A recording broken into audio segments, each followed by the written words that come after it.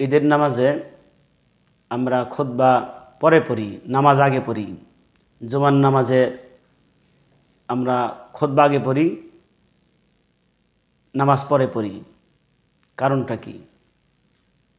ভাইকে বলবো, কারণ হলো এটা তরিকা, রাসূল করিম সাল্লাল্লাহু আলাইহি ওয়াসাল্লামের নিয়ম বা পদ্ধতি এভাবে। এর বাইরেই করলে সেটা বেদাত হবে। যেমন হাদিসে মিশকাত শরীফ 125 নম্বর পৃষ্ঠায় রাসূল করিম সাল্লাল্লাহু আলাইহি ওয়াসাল্লাম বলেন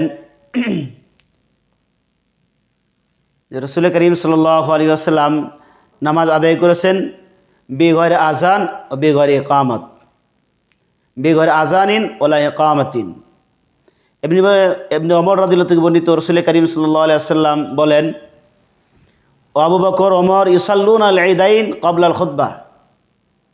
হযরত আবু বকর রাদিয়াল্লাহু তাআলা আনহু, হযরত ওমর রাদিয়াল্লাহু তাআলা আনহু ঈদের নামাজ পড়েছেন, ঈদাইন, দুই ঈদের নামাজ, ক্বাবলা আল খুতবাহ, খুতবার আগে নামাজ পড়েছেন। যে আমরা জুমার নামাজে আযান ইকামত দিয়ে থাকি, ঈদের নামাজে আযান ইকামত কেন নাই? আমি বলবো এটা তরিকার ভিতরে নাই।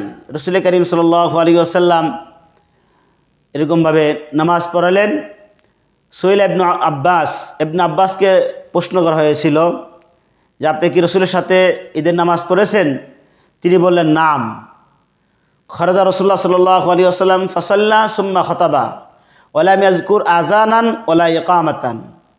রাসূল করিম সাল্লাল্লাহু আলাইহি ওয়াসাল্লাম বের হলেন এবং ঈদের নামাজ পড়ালেন। খুতবা, এরপরে খুতবা দিলেন। ওয়ালাম ইয়াজকুর আযানান ওয়ালা ইকামা, সেখানে আজানের কথা উল্লেখ করা হয় নাই এবং ইকামতের কথা উল্লেখ করা হয় নাই। তার মানে আজানও দেওয়া হয় নাই, ইকামতও দেওয়া হয় নাই।